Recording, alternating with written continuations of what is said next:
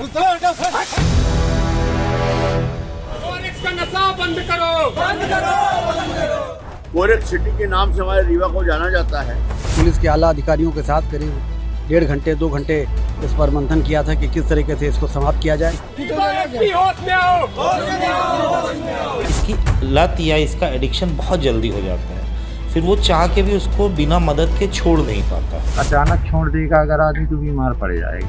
कई बार कोशिश भी किया लेकिन बहुत मुश्किल है इसको छोड़ देना। ये में हर जगह मिल जाती है। कोरेक्स नाम तो सुना होगा, अगर नहीं सुना तो हम आपको बताते हैं। इसे कहीं माहौल तो कहीं सिस्टम कहते हैं। यह एक कफ सिरप है जिसका इस्तेमाल खांसी आने पर 1-2 ढक्कन पीकर किया जाता है, जिससे खांसी से राहत मिले।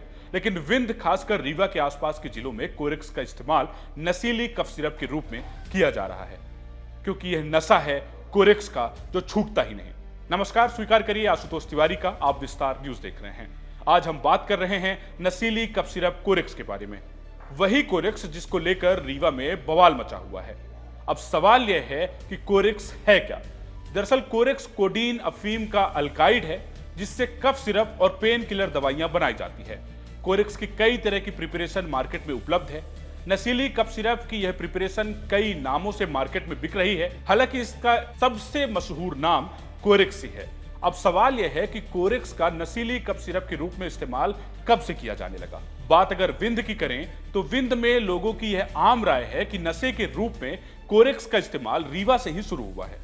यह शुरुआत आज से तकरीबन 20 साल पहले वर्ष 2003 के आसपास हो गया था। आज तो यह नशा रीवा ही नहीं, देश के कई हिस्सों तक पहुंच गया है। वैसे तो उड़ीसा की पहचान गांजा की खेती और तस्करी के हब के रूप में है, लेकिन अब उड़ीसा में भी नशीली कफ सिरप का तेजी से इस्तेमाल होने लगा है। इसका अंदाजा उड़ीसा के बरगढ़ कस्बे में पुलिस की इस कार्रवाई से लगाया जा सकता है, जहां पुलिस ने एक घर पर छापा मारा और नशीली कफ सिरप की तकरीबन 500 बोतलें और नशे में इस्तेमाल होने वाले 1200 से ज्यादा इंजेक्शन जब्त किए। और इस कार्रवाई में एक व्यक्ति को गिरफ्तार भी किया गया। इसलिए यह कहना गलत नहीं होगा कि नशे के लिए नशीली कफ सिरप का इस्तेमाल मध्य प्रदेश और विंध्य में ही नहीं बल्कि पूरे देश में होने लगा है। बात विंध्य की करें तो मध्य प्रदेश का यह इलाका पूरी तरह से कोडीन फास्फेट नाम के इस केमिकल के चपेट में आ ही गया है। यह नशा ऐसा है जो रीवा, सीधी, सतना, शहडोल, सिगरौली के यूथ को उड़ाकर नशे की एक ऐसी दुनिया में ले गया जहां से आज का यूथ निकल ही नहीं पा रहा। और बात रीवा की करें तो रीवा की हर गली मोहल्ले और नालियों में आपको आसानी से इस नशीली कफ सिरप की शीशियां मिल जाएंगी। रीवा के लगभग सभी टूरिस्ट प्लेस और ऐतिहासिक स्थानों में कोरेक्स की शीशियों का अंबार लगा हुआ है। इस लिहाज से आप रीवा को कोडीन सिटी या कोरेक्स सिटी भी कह सकते हैं। और तो और अब तो जनप्रतिनिधियों ने भी रीवा को कोरेक्स सिटी का तमगा देना शुरू कर दिया है। रीवा जिले से सिमरिया विधायक अभय मिश्रा कई बार रीवा को कोरेक्स सिटी कहते हुए उप मुख्यमंत्री राजेंद्र शुक्ल पर निशाना साध चुके हैं। हमने उनको परिचय बताया कि मैं मध्य प्रदेश से हूँ, रीवा जिले से हूँ। बोले ओ कोरेक्स सिटी, रीवा कोरेक्स सिटी अंग्रेजी में। तो हमने कहा कोरेक्स सिटी कैसे? तो बोले आपके रीवा को हम लोग कोरेक्स सिटी बोलते हैं। हमने कहा क्यों? बोले हिमाचल में मेरी फैक्ट्री है, दवा बनाता हूँ, मेरे फैक्ट्री में खांसी की दवा बनती है, उसका 60% अकेला मैं रीवा में देता हूँ। ये स्थिति है ये कोरेक्स सिटी की। सवाल यह भी है कि क्या जनप्रतिनिधि और पुलिस ने कभी प्रयास नहीं किया कि कोरेक्स को लेकर पर्याप्त कार्रवाई की जाए? तो जवाब यह है कि कार्रवाई की गई है। रीवा में कितने एसपी आए, कितने एसपी गए, सभी ने रीवा को कोरेक्स मुक्त करने की बात कही। हो सकता है प्रयास भी किया हो, लेकिन रीवा कोरेक्स मुक्त तो नहीं बन पाया, लेकिन कोरेक्स युक्त होता रहा।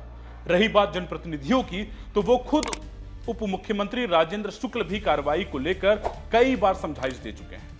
आप खुद सुनिए उप मुख्यमंत्री राजेंद्र शुक्ल कोरेक्स के बारे में क्या सोचते हैं। 1 हफ्ते पहले हमने पुलिस के आला अधिकारियों के साथ करीब 1.5 घंटे 2 घंटे इस पर मंथन किया था कि किस तरीके से इसको समाप्त किया जाए, इसकी जड़ों पर प्रहार किया जाए, जिससे कि इसकी उपलब्धता शून्य हो और हमारी नई पीढ़ी, आने वाली पीढ़ी जो है इससे प्रकोप से बच सके। अब तक विंध्य में कोरेक्स को लेकर कई कार्रवाई हुई, बावजूद इसके विंध्य का युवा मेडिकल नशे की गिरफ्त में जा रहा है। हाल ही में शहर में भारी मात्रा में कोरेक्स की शीशियां इकट्ठा कर NSUI के कार्यकर्ता SP ऑफिस पहुंचे। ऐसे में बड़ा सवाल यह खड़ा हुआ कि इतनी आसानी से कोरेक्स की इतनी शीशियां शहर में कैसे मिल रही है। अपनी फजीहत देख पुलिस के दबंग और सिंघम टाइप के वो अधिकारी जो कोरेक्स को तो पूरी तरीके से बैन नहीं कर सके, लेकिन अपनी नाकामी छिपाने के लिए प्रदर्शनकारियों को डंडे मारकर ही अपनी ड्यूटी पूरी कर ली और प्रदर्शनकारियों को डंडे मारते हुए खदेड़ दिया। आलम यह है कि हर गली मोहल्ले में धड़ल्ले से नशे का कारोबार हो रहा है। पुलिस और कानून को चकमा देकर नशे के सौदागरों ने जड़ें इतनी गहरी जमा ली है कि समाज अंदर ही अंदर खोखला होता जा रहा है। पुलिस के अधिकारी और जनप्रतिनिधि भी कुछ नहीं कर पा रहे हैं और आलम यह है कि दीन दहाड़े भीड़ भाड़ वाले इलाके में नशा करते हुए आसानी से युवा मिल जाते हैं। सुनसान जगहों पर, गांव हो या फिर शहर, नशीली कप सिरप की खाली बोतलें कहीं भी पड़ी मिल जाती है। हालात यह है कि कॉलेज के पीछे, थाने के पास, सार्वजनिक चौराहों पर खाली शीशियां और गोलियों के रैपर पड़े रहते हैं। यह खाली बोतलें बताती हैं कि मेडिकल नशे ने किस कदर युवाओं को अपनी गिरफ्त में ले लिया है। नशा करने वाले लोगों की माने तो नशीली कप सिरप कोरेक्स का मिलना बेहद आसान है। हर गली मोहल्ले में नशीली कप सिरप आसानी से मिल जाता है। विस्तार न्यूज की टीम ने ग्राहक बनकर नशीली कप सिरप की तलाश की तो छोटे छोटे बच्चे भी इस कारोबार में शामिल मिले, क्योंकि नशे का कारोबार करने वाले माफिया नाबालिगों को इसकी सप्लाई का जरिया बना रहे हैं। 18 से 25 साल के युवा सबसे ज्यादा नशे का शिकार होते हैं।